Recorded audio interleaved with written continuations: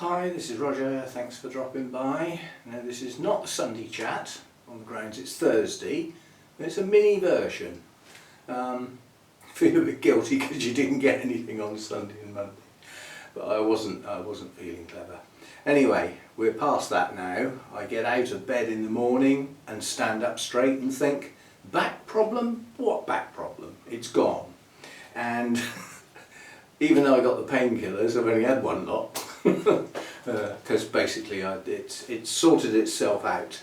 Now all I've got to worry about is, have I now got a recurring problem again like I once had years ago, or is it just a one-off, bearing in mind I know exactly what caused it, or I'm pretty sure anyway. And the idea is to just not do that again. Seriously, we're not doing it again. Right, so that's that.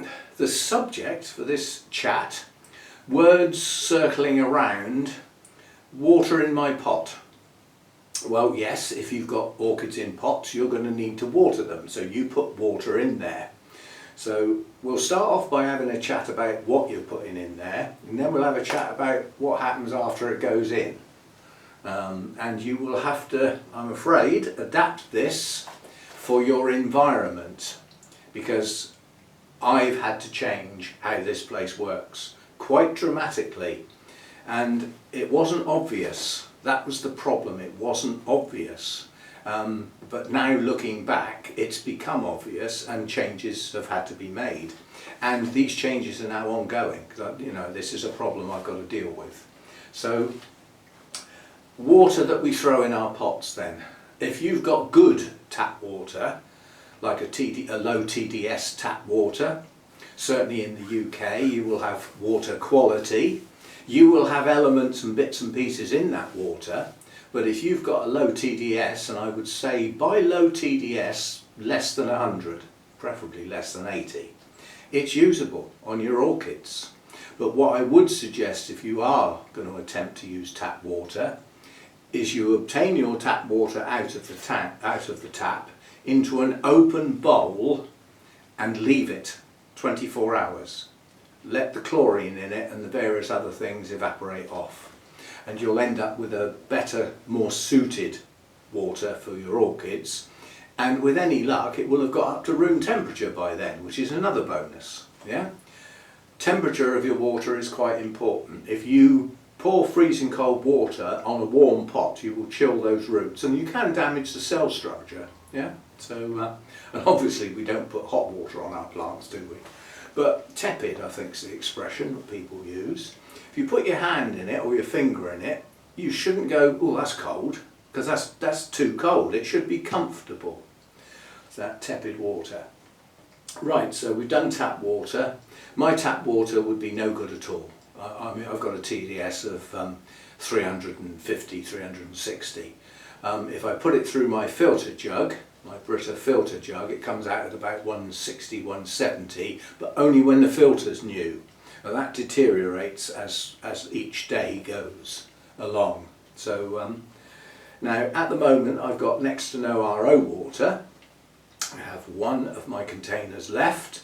I have a container with water out of the dehumidifier, which I can mix together. So I will get like an RO water, but with an increased TDS, because as I said, the water out of the dehumidifier is coming in at about, it comes in at about somewhere between 60 and 90, 95 is the highest I've seen it. Well, if I'm mixing that with RO water half and half, I'm going to bring that TDS down to sort of like 40. Yeah, and I'm happy with that. I'm happy with that. And I can add some feed into that if I choose to do so. And hopefully tomorrow, if it's not chucking it down with rain, I will get the RO unit out nice and early in the day and fill up all my containers. Making sure that I don't bend over to use the jug to get the water out. I crouch down. And I'll do it in chunks, large chunks. So I'll wait till the Banda bucket I use to collect the water, wait till it's virtually full, and then go out and fill up quite a few containers in one go till it's nearly empty. And then I'll have to wait another couple of hours before it's full up again. So it won't be bend, lift, it'll be like one crouch down, fill up the containers, bring them in, rest. So it should work okay. Right, so moving on from tap water then, we've got rainwater. Now rainwater is pretty good stuff. It's what the plants would get in the wild, sort of. It depends where you live, what's in the air above where you collect it. If you live in industrial areas, you know, if you look out the window and you can see factories and stuff with smoke coming out, your air's not clean for a start, and all the muck that comes out of those factories which we could do without, and we all know that now, and we're working towards dealing with it, but it's still there. That will contaminate the rainwater basically to one degree or another. The sort of water that the orchids get in the tropical rainforests and everything where they come from is pretty pure, you know, it's pretty clean. But nonetheless, it doesn't come out with a TDS of 0 and a pH of 7. It doesn't work like that. As it travels through the air, it picks up stuff from the atmosphere and everything, and you'll find most rainwater has a TDS of somewhere between 25 and 70. It can be quite high, and it will have a pH a bit less than 7, and I've known rainwater be as low as 6.4. Yeah? So watch the pH, don't assume it's neutral, because it might not be. And then you need to worry about what you're going to add to it and what that does to your starting point. Because all this talk of the water, this is your starting point. This is before you've put anything in it. And it pays to know your starting point, so that you know the amount you're putting in as opposed to what was already there. So that's rainwater. Now rainwater needs to be stored clean, because if it's not, it will go off. I've got a barrel full of rainwater out there. That's not getting anywhere near my orchids. It's also not going on the garden. It's going down the drain when I get round to doing it, because it's not clean. It's come off a filthy roof covered in moss and microbes and all sorts of pathogens and stuff like that, and it's been stored nicely in a barrel where it can breed and fester and turn into what is basically stagnant water. So not all rainwater is good. It's pretty good stuff when it's fresh and it's collected, and it needs to be stored clean. So it needs to be collected clean and stored clean, and not stored for huge amounts of time. So if you are using rain barrels, it pays to give them a good clean out every now and again with some sort of cleaner, not just water out of the tap, you know, so perhaps a bleach treatment followed by a good rinse obviously, but yeah, something to give them a good clean. So that's rainwater. And then the stuff you've got in between, now in this country it probably doesn't happen, but in some other countries you've got well water. This is water that's come out of the ground, yeah? So it was rainwater once, but it's gone through earth, rock, stuff, to get down to a water table which the well can then dip into. That can have all sorts of stuff in it. And it can have an incredibly high or low pH as a consequence of the type of rock it went through. Now, like in this country, we've got a lot of chalk and limestone type rock. Any water that comes out from that water table that's gone through those sort of rocks is going to have a high pH, way too high to be able to use. So again, you know, if you're using water that's come out of the ground, like tap water, try and find out what's in it. You need a TDS level, you need a pH measurement, and if your TDS is quite high, you need to suspect the content, because you won't know what it is. But there's stuff in there, and it could be all sorts of stuff, and some of it could be harmful, so go steady. And then we get into, I use an RO unit, reverse osmosis, and that is to all intents and purposes pretty pure water. Mine comes out with a TDS of 9. And I haven't replaced my filters and membrane for flipping ages, but I don't use mine very often. And now, here, it's going to get used a lot less often. Really, a lot less often. I'm not using the water I used to use. So that's RO water, pretty clean, pretty pure. Make sure the containers you're storing in are kept clean, yeah? If you've got see-through containers like me, then you will get an algae build-up if stored in bright light. So the easy way to get around that is find somewhere dark and then you won't get the algae. Then you've got distilled water, which you, unless you can produce it yourself, which is allegedly what comes out of my dehumidifier, but as far as I'm aware, pure distilled water in its true sense is clean and pure, probably better than RO water, and you can buy it like that. So, the water types, right? And then we're now going to pour it in our pots. Now, what's in the pot? That's like a repotting video, isn't it? What's in my pot? But when we're doing what's in my pot at repotting time, we're referring to the roots really. But we do often have a chat about the media that the orchid comes out of, especially if it's been recently purchased. So let's have a think about what could be in the pot apart from the roots, hopefully. And lots of them, hopefully. Well, the obvious one that is probably the most common media used for growing orchids in is bark. There's different quality bark, but basically it's, for this discussion, it's bark. Yeah, there's small bark, medium bark, large bark, hard bark, not so good bark, dusty bark. It's bark, basically. And then in addition to that, you've got the sphagnum moss, you've got the New Zealand type sphagnum moss, the long strand stuff, the better grade stuff. You've got alternatives to that, still called sphagnum moss, that you can buy. Sphagnum moss can be found in the wild, but the species you collect might not be anything like what you expect it to be, like I tried. I tried collecting some of our native sphagnum and it failed miserably. It really failed miserably. It just compacted and turned to slime because it wasn't the right type of species. The New Zealand sphagnum moss is a very sturdy thing. It's quite chunky. And then you can get to the other extreme, the really chunky stuff like the Welsh moss that I've got some of. And I mean that is so chunky and with so much air in it that doesn't actually hold that much water. Not really, not compared with some other mosses. And then there's various others, what I call surface mosses, which you don't normally put in a pot, but you might put on the top of a pot. So that's the organic type stuff. Then you've got various types of stones and grit that can get used.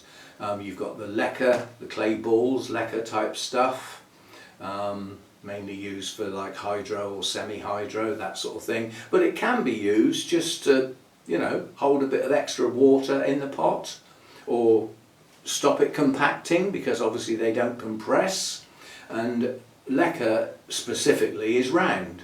You can't get rid of the air. If you put round spherical objects in a pile, there's air between every single one of them. It's just the nature of the shape. However, irregular shaped things can in time compact down. But if they don't compress in any shape or form, like stones and you know, the stuff like that, then there's going to be air in there as well. There's the perlite type stuff, sponge rock, giant sponge rock. There's that can be used or mixed in again, and various other things. But irrespective of what I'm more interested in is what happens when you use it. Now, as a demonstration, I'm not doing demonstrations, but I can talk one.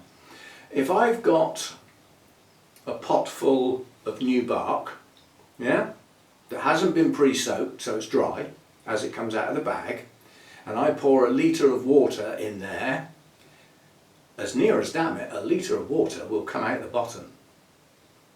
And it will leave next to nothing in that pot. If I had a very fine mix, like a seedling mix of pure bark, and I did the same thing, less water would come out. Why?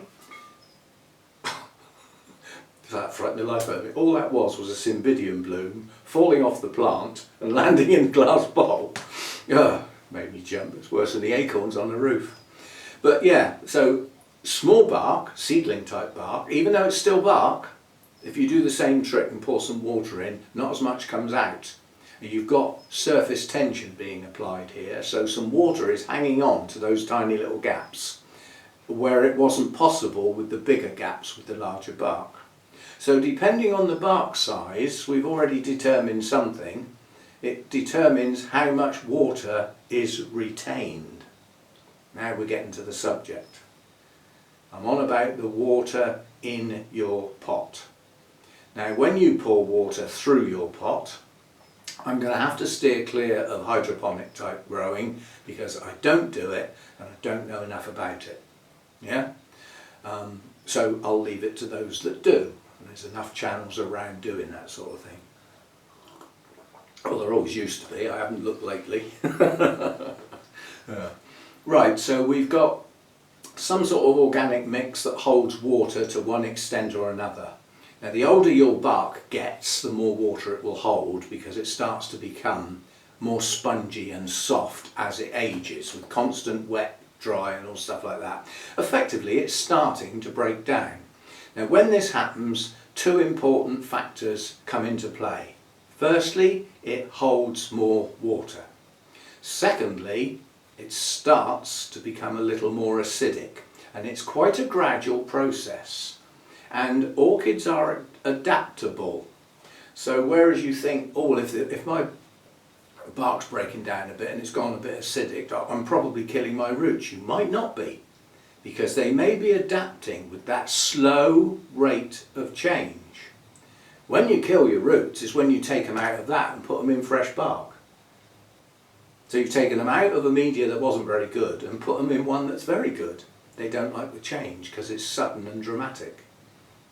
Back to front, you'd have thought the other thing, wouldn't you? And not necessarily, orchids are adaptable. So we'll take a pot, let's say, that's the medium is not brand new. The bark and additives, perlite, whatever, some stones, perhaps some lacquer balls. You've got, you know, any combination of that.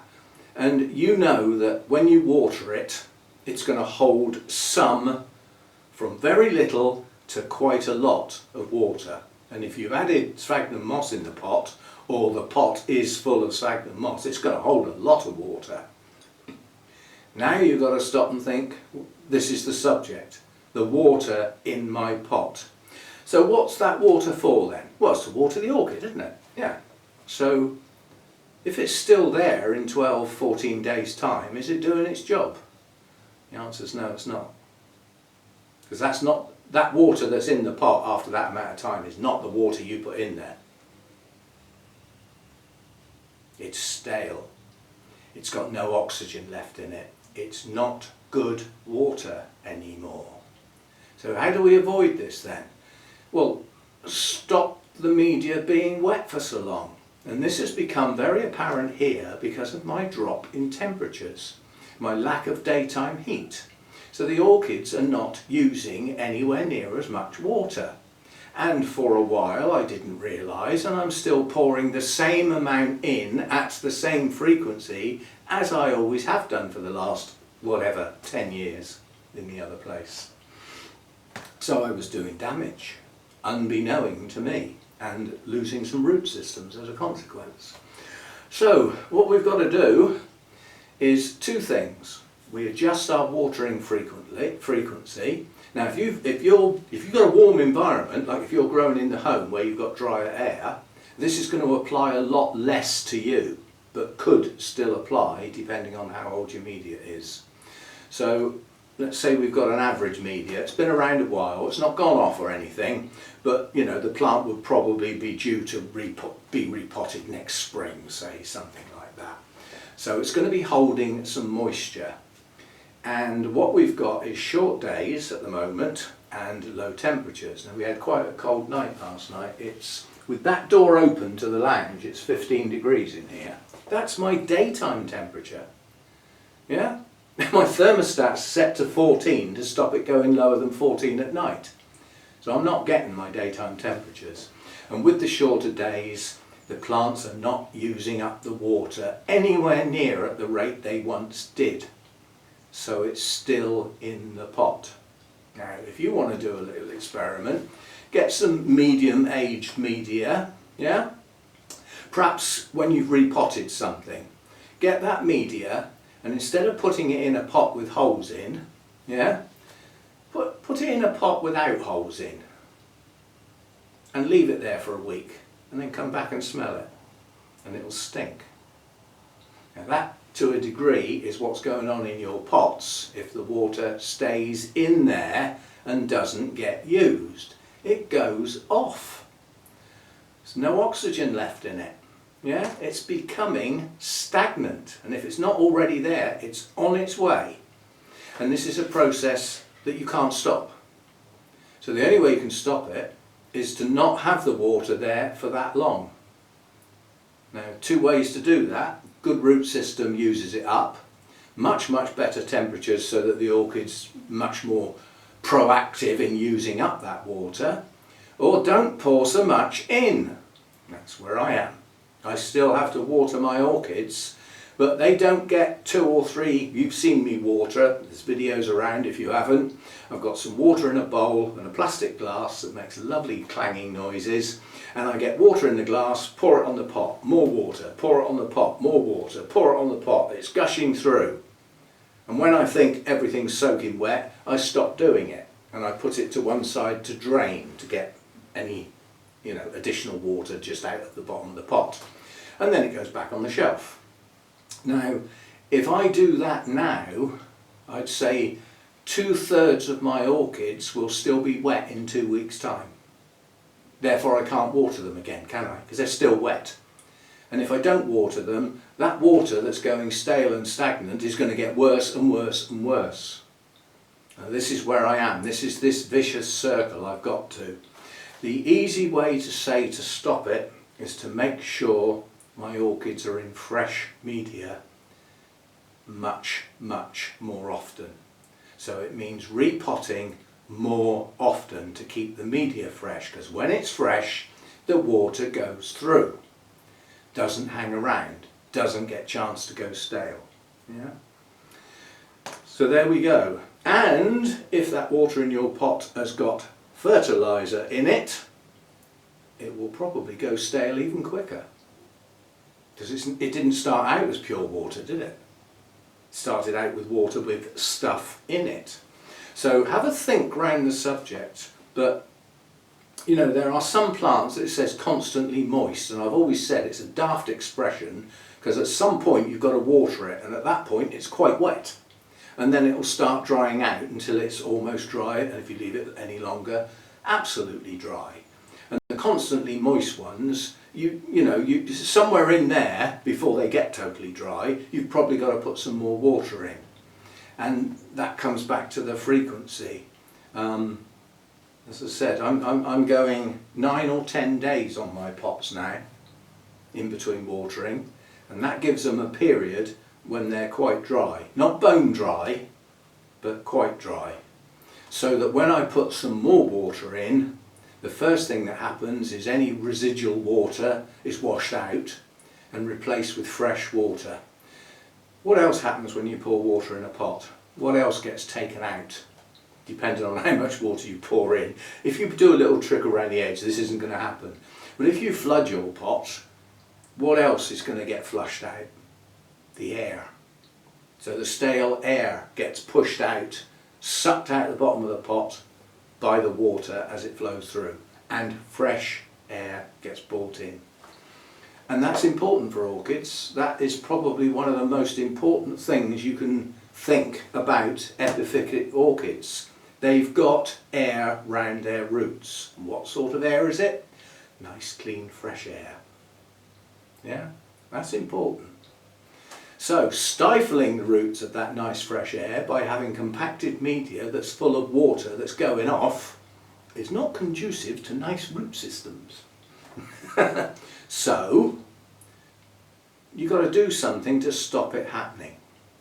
And it will vary on what sort of media you use and what sort of growing environment you've got, and how warm your temperatures are. Because if you've got a home that stays at sort of 24-25 degrees, drops down a bit overnight, then your orchids are going to be going quite well. They're going to be taking in water, chucking out the leaves, taking in more, all that sort of stuff, gas exchanges, all the things that go on at a reasonable rate.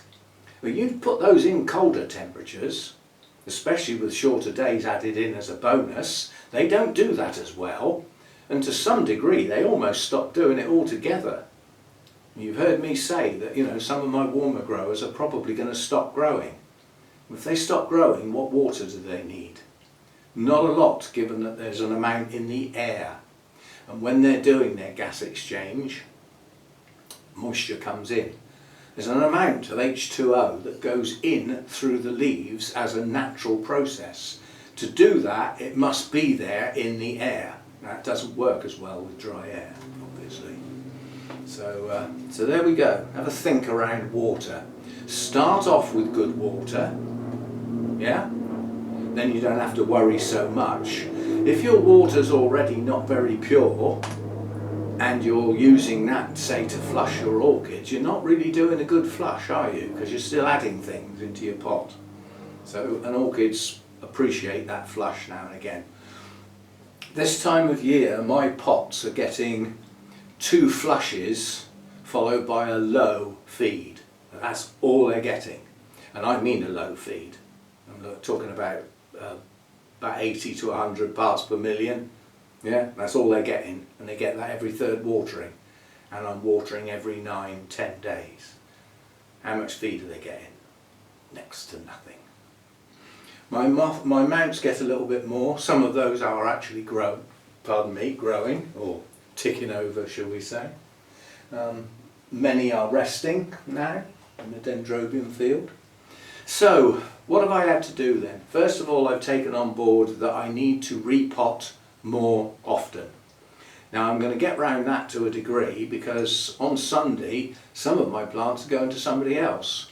And not long after that, another box full is going to somebody else. They're not my problem. Somebody else's problem. If you want to repot them, get on and do it. And one of those boxes is going bare rooted, or as near as damn it. So they will all need to be potted up when they arrive.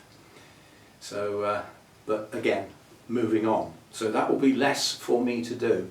I've marked in my notes all those that are an emergency, that need doing like as soon as I get chance.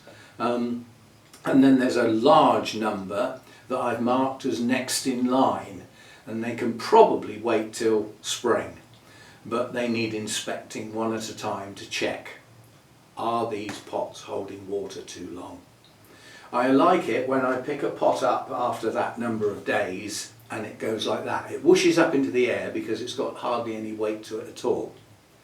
And that's what I like. It's dried out. And you could say, well, some plants don't like to dry out.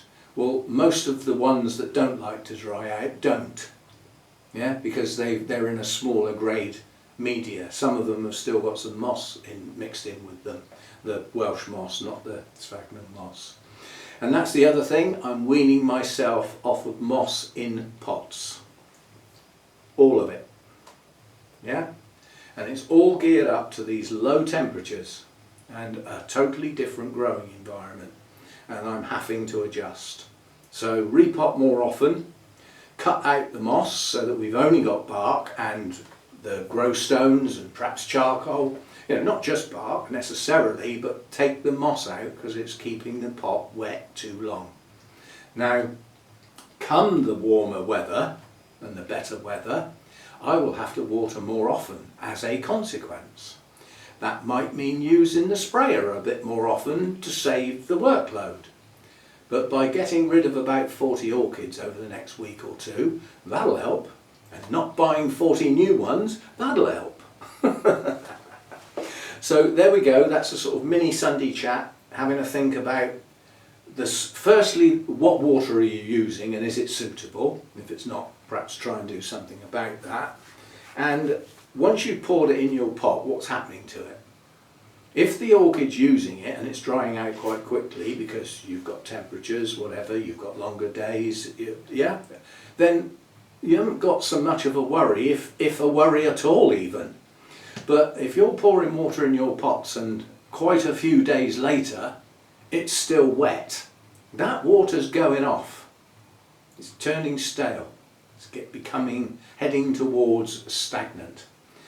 And it can get smelly even if it's there long enough. So that'll depend on how much water the pot holds in the first place and how active the orchid is in using it up. So worth a thought. And if you're not subscribed, I hate doing this bit, but it needs to be done. You know, it's to do with growing the channel rather than the channel stagnating and YouTube going, we won't bother with that one.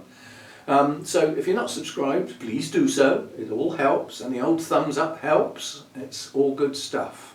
And I've always said that thank you to the patrons that hang in there. I doubt if I will get many new ones, if any.